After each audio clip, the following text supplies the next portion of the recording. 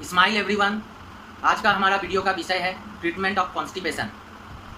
इस इलाज को सीखकर आप घर बैठे स्वयं अपना इलाज कर सकते हैं और अपने कॉन्स्टिपेशन के प्रॉब्लम में राहत प्राप्त कर सकते हैं। कॉन्स्टिपेशन चाहे एक्यूट हो चाहे क्रॉनिक हो, दोनों में यह ट्रीटमेंट समान रूप से कारगर है। कॉन्स्टिपेशन का इलाज करने के लिए हमें ये जानना अति आवश्यक है कि हमारे हाथों पर सुजोग थेरेपी के अनुसार कहाँ पर लार्ज इंटेस्टाइन के कॉरेस्पॉन्डिंग एरिया आते हैं, क्योंकि उसी कॉरेस्पॉन्डिंग एरिया पर ही हमें उपचार करना होता है। तो आइए देखते हैं हमारे हाथों पर कहाँ पर लार्ज इंटेस्टाइन के कॉरेस्पॉन्डिंग एरिया आते हैं। तो दोस्तों, हमारे लेफ्ट हैंड पर कुछ इस तरह से लार्ज इंटेस्टाइन का कॉरेस्पॉन्डिंग एरिया आता है। देखिए, हमारे हाथों पर जो लार्ज इंटेस्टाइन का कॉरेस्पॉन्डिंग एरिया मार्क किया गया है वो ठीक उसी तरह मार्क किया गया जिस तरह से हमारे ओरिजिनल बॉडी में लार्ज इंटेस्टाइन होता है। हमारे हाथों पर भी लार्ज इंटेस्टाइन के जो मेन डिविजन्स है वो उसी तरह से मार्क किए गए हैं। देखिए, ये हमारे असेंडिंग कॉलन है, ये ट्रांसवर्स कॉलन, ये डिसेंडिंग कॉलन, ये सिग्मॉइड कॉलन और ये रेक्टम। अब इसे किस तरह से हम अपने हाथों पर एग्जैक्टली लोकेट करेंगे? तो हमारा जो असेंडिंग कॉलन होता है वो स्टार्टिंग लगभग लिटिल फिंगर और रिंग फिंगर के यहाँ पर जो दो नकल जॉइंट होते हैं उसके बीच से होते हैं और उसके ठीक लाइन बराबर ही होते हैं। फिर हमारे जो अंगूठे होते हैं उसके हॉरिजेंटली एक लाइन यहाँ पर मार्क करने पर उसके ऊपर ही ट्रांसवर्स कॉलन यहाँ पर लोकेट होते हैं, जो लिटिल फिंगर और रिंग फिंगर के बीच में से स्टार्ट होते हैं और इंडेक्स फिंगर और मिडल फिंगर के बीच के लाइन बराबर के एरिया में रहते हैं। तो डिसेंडिंग कॉलन इंडेक्स फिंगर और मिडल फिंगर के बीच के जो लाइन है उसके बराबर जाती है और इंडेक्स फिंगर और मिडल फिंगर के यहाँ पर जो दो नकल जॉइंट होते हैं उसके बीच में यहाँ से मुड़ जाती है, जिसे सिग्मॉइड कॉलन कहा जाता है। फिर वो नीचे की तरफ रेक्टम का एरिया कहलाती है।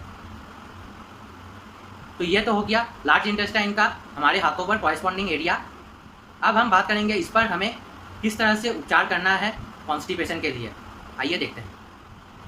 दोस्तों, कॉन्स्टिपेशन का इलाज में हम बार मैग्नेट का इस्तेमाल करेंगे, जो कुछ इस प्रकार दिखता है।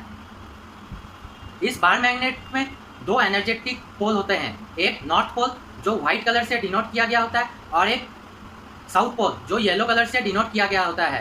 ध्यान रखिएगा, एनर्जी नॉर्थ पोल से साउथ पोल की तरफ प्रवाहित होती है। इसलिए जब हम लार्ज इंटेस्टाइन के कॉरेस्पॉन्डिंग एरिया पर इस मैग्नेट का प्रयोग करेंगे तो वो असेंडिंग कॉलन से होते हुए रेक्टम की तरफ उस एनर्जी का फ्लो होने चाहिए। उसी प्रकार से हम मैग्नेट को अपने हाथों पर लगाएंगे, जिसे मैं लगाकर अपने हाथों पर दिखाता हूँ।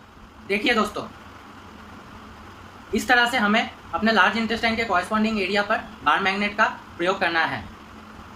सिग्मॉइड कॉलम से होते हुए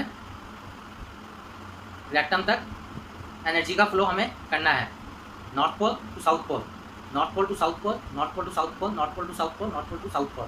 ध्यान रखिएगा, एक मैग्नेट मैंने यहाँ पर असेंडिंग कॉलन पर, एक ट्रांसवर्स कॉलन पर, एक डिसेंडिंग कॉलन पर लगाया और एक सिग्मॉइड कॉलन के यहाँ पर जहाँ पर ये इंटेस्टाइन घूमती है वहाँ पर लगाया और एक रेक्टम के यहाँ पर लगाया है। सिग्मॉइड कॉलन के यहाँ पर कॉर्नर पर अवश्य एक मैग्नेट लगाइएगा, क्योंकि ज़्यादातर जो कॉन्स्टिपेशन का शिकायत होता है उनको यहाँ पर ही मेनली प्रॉब्लम पाया जाता है। इसलिए यहाँ पर एक मैग्नेट अवश्य लगाइएगा। जिनका हाथ बड़ा हो वो मैग्नेट को बढ़ा सकते हैं और जिनका हाथ छोटा हो उनका हाथों में मैग्नेट कम भी लगाया जा सकता है। मेनली हमें इंटेस्टाइन का जो नेचुरल एनर्जी फ्लो है स्टूल पास होने के लिए, उस एनर्जी फ्लो को बढ़ाना होता है। अब अगर दोस्तों आपके पास ये बार मैग्नेट उपलब्ध नहीं हो तो आप क्या करेंगे? तो आप इस बार मैग्नेट के बदले एप्पल के जो सीड होते हैं भीतर में, उस सीड का भी इस्तेमाल कर सकते हैं। ध्यान रखिएगा, सीड का जो पॉइंटेड एरिया होता है वो नॉर्थ पोल यानी मैग्नेट का वाइट पोर्शन को डिनोट करता है और नीचे का सीड का एरिया साउथ पोल को यानी मैग्नेट का येलो पोर्शन को डिनोट करता है। तो जिस तरह से मैंने मैग्नेट लगाया उस तरह से हम मैग्नेट के जगह एप्पल सीड का भी इस्तेमाल कर सकते हैं। ध्यान रखिएगा, यह मैग्नेट रीयूजेबल होता है जिसे आप डेली यूज़ कर सकते हैं, लेकिन सीड का प्रयोग अगर आप करेंगे तो सीड डेली फ्रेश लगाने होते हैं। अब जिनके पास बार मैग्नेट भी अवेलेबल नहीं है तो वो सिर्फ इस लार्ज इंटेस्टाइन का कॉरेस्पॉन्डिंग एरिया पर सुबह टॉयलेट जाने के पहले 10 मिनट अगर अच्छा से अपने हाथों पर भेसलिन लेकर या कोई ऑयल लेकर अगर मसाज करते हैं, ठीक उसी डायरेक्शन में जिस डायरेक्शन में इंटेस्टाइन में स्टूल का फ्लो होता है तो भी कॉन्स्टिपेशन में काफ़ी हद तक राहत पाया जाता है।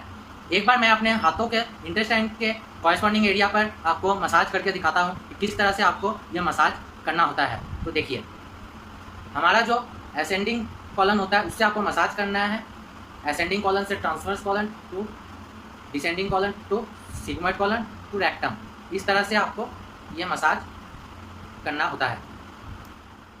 आज के लिए बस इतना ही दोस्तों। आशा करता हूँ ये वीडियो आप लोगों को काफ़ी पसंद आया होगा।